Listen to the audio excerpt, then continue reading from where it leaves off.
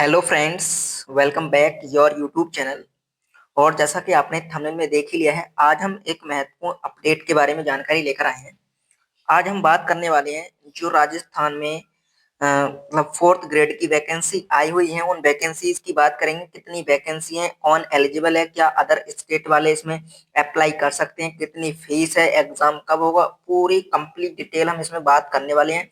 यदि आप भी गवर्नमेंट जॉब प्राप्त करना चाहते हैं तो आप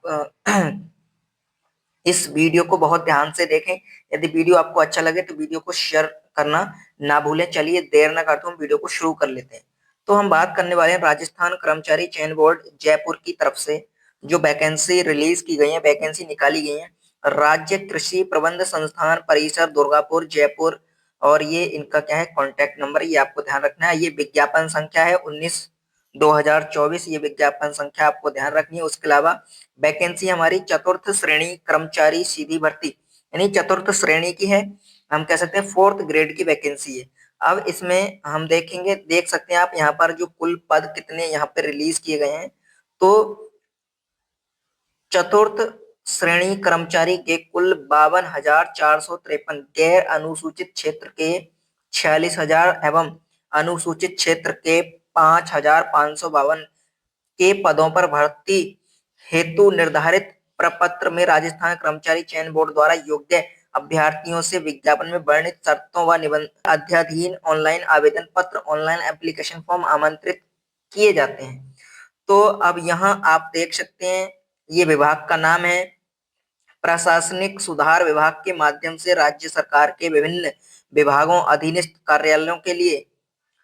और यहाँ देख सकते हैं राज्य राजस्थान चतुर्थ श्रेणी सेवा भर्ती एवं सेवा की अन्य शर्तें नियम 1999 यथा संशोधित चतुर्थ श्रेणी कर्मचारी। और ये वैकेंसी दी गई है अनुसूचित के लिए और सूचित के लिए। टोटल वैकेंसी हमारी 52,453, अच्छी खासी वैकेंसी यहाँ पर है। नंबर ऑफ वैकेंसीज ठीक ठाक है। अब यहाँ देखेंगे ऑनलाइन आवेदन की प्रक्रिया, आपको ऑनलाइन करना है। और ऑनलाइन जो करना है वो आपको ध्यान रखना है, जिन्हें राज्य के अधिकृत निर्धारित ईमेल कार्यकर्ता जन केंद्र के माध्यम से भरा जाएगा। ऑनलाइन आवेदन पत्र भरे जाने से पूर्व सर्वप्रथम अभ्यर्थी विस्तृत विज्ञापन का अध्ययन अवश्य रूप से कर लेवें। यानी कि आपको क्या करना है, एप्लीकेशन फॉर्म फिल करने से पहले आपको ये जो नोटिफिकेशन है, ये जो विज्ञापन, इस विज्ञापन को ध्यान से पढ़ना है। और यदि आप इस विज्ञापन को, इस नोटिफिकेशन को, डिटेल नोटिफिकेशन को डाउनलोड करना चाहते हैं या प्राप्त करना चाहते हैं तो आप क्या कर सकते हैं, जो वेबसाइट है इसकी साइट से जाके आप क्या कर सकते हैं, इस नोटिफिकेशन को प्राप्त कर सकते हैं। इसके अतिरिक्त आप इसको हमारे टेलीग्राम चैनल से भी प्राप्त कर सकते हैं। टेलीग्राम चैनल का लिंक डिस्क्रिप्शन में दे रखा है। यदि आप इसको वेबसाइट से विजिट करना चाहते हैं, देखना चाहते हैं, तो ऑनलाइन ये पोर्टल, आप इसके द्वारा क्या करेंगे, अप्लाई करेंगे।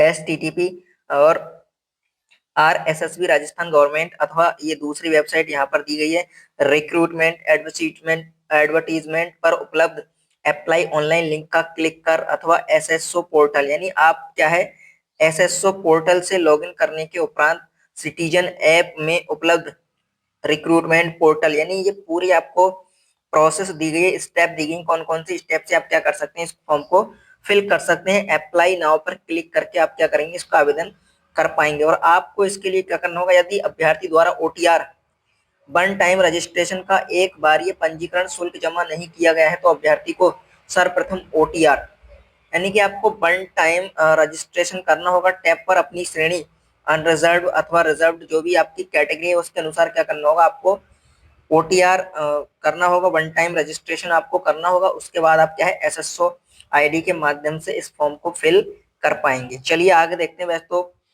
काफी सारी डिटेलें आप इसको खुद से भी पढ़ सकते हैं, बट जो इम्पोर्टेंट पॉइंट्स हैं उनकी बात हम कर लेते हैं। आवेदक को आवेदन पत्र में नवीनतम फोटो, ये बात आपको ध्यान रखनी है। आपका जो पासपोर्ट साइज फोटो होगा वो नवीनतम होना चाहिए। और नवीनतम भी कितना, 1 माह से अधिक पुराना ना हो।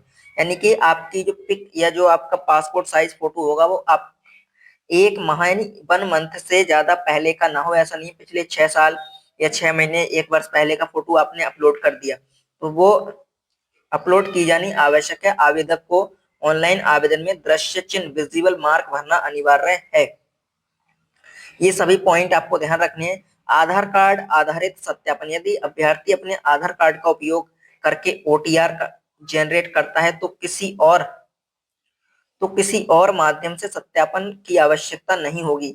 यदि ओटीआर एसएसओ जन आधार के माध्यम से जनरेट होता है तो उम्मीदवार को आवेदन पत्र में निम्नलिखित जानकारी का सत्यापन करना होगा। ये जानकारियां दी गई, ये आपको खुद से भी पढ़ लेनी। अब यहाँ पर आपको क्या करना है, मूल प्रमाण पत्र विकल्प और इसके अलावा आपकी 10th की जो मार्कशीट होगी उसको भी क्या किया जाएगा, स्कैन किया जाएगा। ये सब बातें आपको इसमें ध्यान रखनी है। आपको एसएसओ आईडी के माध्यम से अपना एप्लीकेशन फॉर्म फिल कर देना है। ये सब पॉइंट्स आपको, आप इनको खुद से भी पढ़ सकते हैं। ये जो इंफॉर्मेशन बुलेटिन है या विज्ञापन है उसको आप डाउनलोड कर सकते हैं वेबसाइट से।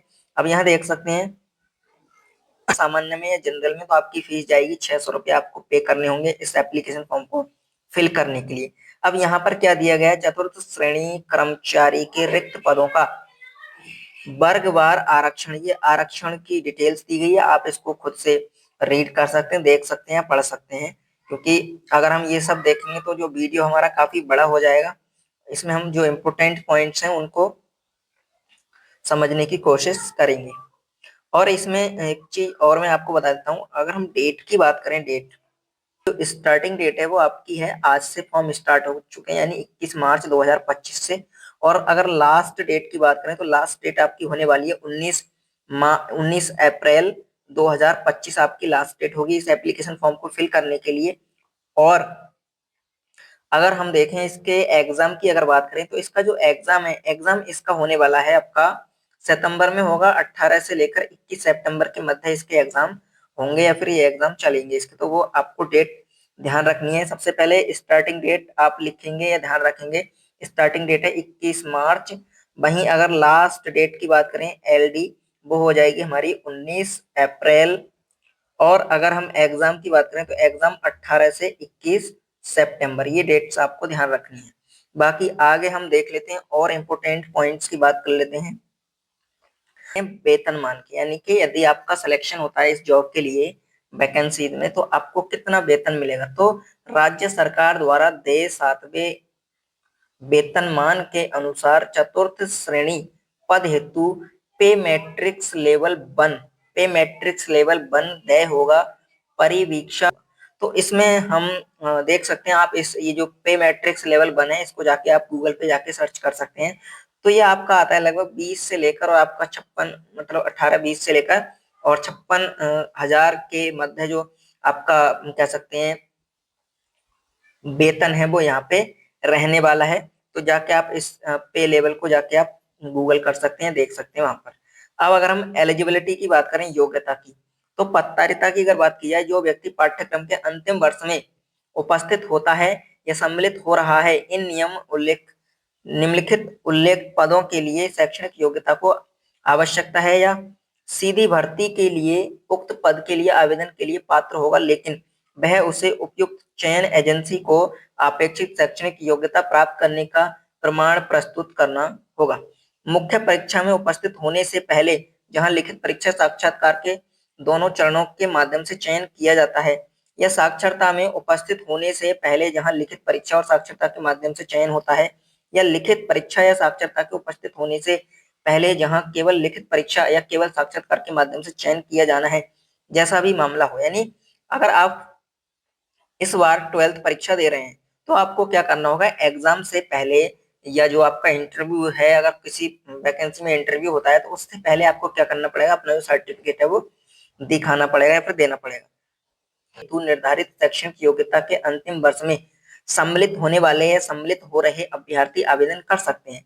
आवेदन तो कर सकेंगे परंतु निर्धारित शैक्षणिक योग्यता इस भर्ती की परीक्षा तिथि से पूर्व, यानी भर्ती की जो परीक्षा की तिथि है उससे पूर्व अर्जित करनी अनिवार्य होगी। यानी कि आपका रिजल्ट हर हाल में ये जो परीक्षा हो रही है इस परीक्षा से पहले आ जाना चाहिए, अन्यथा परीक्षा के बाद शैक्षणिक योग्यता अर्जित करने वाले अभ्यर्थी को इस भर्ती पात्र हेतु नहीं माना जाएगा। यानी आपका रिजल्ट यदि आता है एग्जाम होने के बाद तो आपको इसमें अमान्य घोषित कर दिया जाएगा, आपको पात्र घोषित नहीं किया जाएगा। ये अन्य योग्यताएं हैं, यानी कि जो आपका स्वास्थ्य के संबंध में है, मानसिक और शारीरिक जो आपको मेडिकल होगा, और ये आपका करेक्टर सर्टिफिकेट या करेक्टर की बात यहाँ पर की गई है। राष्ट्रीयता की बात कर ले तो भारत का नागरिक हो वह कर सकता है, या फिर नेपाल का, भूटान का प्राजाजन हो। तो ये सब कैटेगरी आप इसको पढ़ सकते हैं। यदि आप इंडिया में कहीं से हैं तब भी आप अप्लाई कर सकते हैं। इसके अतिरिक्त यदि आप अदर कंट्री से हैं जो यहाँ पर दिए गए हैं उनके इस इन शर्तों को, नियमों को पढ़ के आप भी इसमें अप्लाई कर सकते हैं देखकर। अब बात करते हैं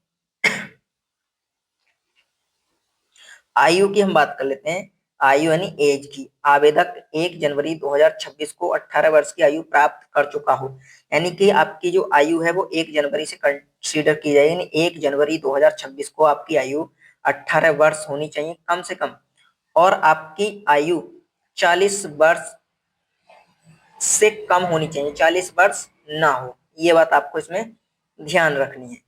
और बाकी देख लेते हैं हम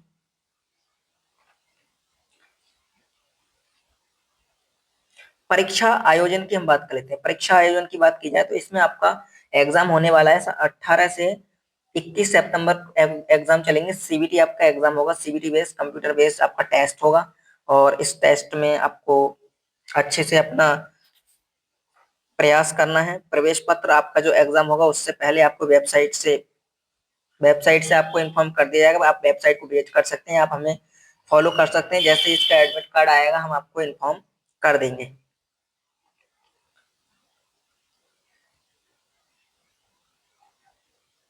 बाकी आगे देख लेते हैं आवेदन कैसे करना है। ये आवेदन के बारे में बताया गया है, तो आप इसको खुद से भी पढ़ सकते हैं। लेते हैं जो हमारी परीक्षा श्रेणी या सिलेबस की यहाँ पर बात कर लेते हैं। चतुर्थ श्रेणी कर्मचारी के पदों हेतु परीक्षा की स्कीम और पाठ्यक्रम की यहाँ पर बात कर लेते हैं। तो अगर इसमें सब्जेक्ट की बात की जाए तो सामान्य हिंदी आपसे पूछी जाएगी। 120 प्रश्न होंगे सब मिलाकर। टाइम आपको दिया जाएगा 2 घंटे का। सामान्य हिंदी, सामान्य इंग्लिश के होंगे 15 क्वेश्चन, सामान्य हिंदी के 30 क्वेश्चन। 30 प्रश्न आपसे पूछे जाएंगे हिंदी में, सामान्य अंग्रेजी में 15 प्रश्न, सामान्य ज्ञान में 50 प्रश्न, जिसमें से 10 प्रश्न भूगोल के होंगे, और 10 आपके होंगे इतिहास, कला, संस्कृति, और आपका भारतीय संविधान एवं राजस्थान के विशेष संदर्भ में राजनीतिक व प्रशासनिक व्यवस्था से 10 प्रश्न, सामान्य विज्ञान से 5 प्रश्न, समय सामयिक घटनाएं करंट अफेयर से 10 प्रश्न, बेसिक कंप्यूटर से 5 प्रश्न, और आपका जो सामान्य गणित है उससे 25 प्रश्न आपसे पूछे जाएंगे। टोटल आपके 120 प्रश्न यहाँ पर बनेंगे, और आपको टाइम दिया जाएगा 2 घंटे का, आपको समय दिया जाएगा, यानी कि 120 मिनट आपको दिए जाएंगे। तो एक एक क्वेश्चन आपको 1 मिनट में करना होगा। बाकी ये पैटर्न दिया गया है कि आपको क्या क्या इसमें पढ़ना है, ये सब बातें आपको इसमें ध्यान रखनी है। मैक्सिमम मार्क्स की अगर बात की जाए तो मैक्सिमम मार्क्स आपके होंगे भाई 3 की नेगेटिव मार्किंग भी आपको देखने को मिलेगी, यानी कि 1/3 की आपको इसमें नेगेटिव मार्किंग देखने को मिलेगी। ये आपका सिलेबस दिया गया है, सिलेबस को आप खुद से भी देख सकते हैं। डिटेल सिलेबस आपको दिया गया है ये, और ये बोर्ड की वेबसाइट है। इस वेबसाइट से आप क्या कर सकते हैं, इससे संबंधित अपडेट्स को प्राप्त कर सकते हैं। वेबसाइट का लिंक डिस्क्रिप्शन में दे रखा है, वहां से जाके आप इसको प्राप्त कर सकते हैं। तो आज की वीडियो में हमने बात करी थी जो राजस्थान में 4th ग्रेड की वैकेंसी आई हुई है उसकी डिटेल इन्फॉर्मेशन की। यदि आप भी इसका एप्लीकेशन फॉर्म फिल करना चाहते हैं तो उस एप्लीकेशन फॉर्म को आप फिल कर सकते हैं। और इसी प्रकार की वैकेंसी से रिलेटेड या बायोलॉजी से रिलेटेड, यदि आप बायोलॉजी बैकग्राउंड से हैं तो आप हमारे साथ जुड़ सकते हैं। किसी भी एंट्रेंस एग्जाम, क्लास नोट्स या किसी प्रकार के इंफॉर्मेशन के लिए आप हमारे साथ जुड़ सकते हैं। हम बायोलॉजी से related career option, course, topics पर जानकारी लाते रहते हैं। आज की वीडियो में इतना ही, मिलते हैं अगली वीडियो में, तब तक के लिए धन्यवाद। जय हिंद।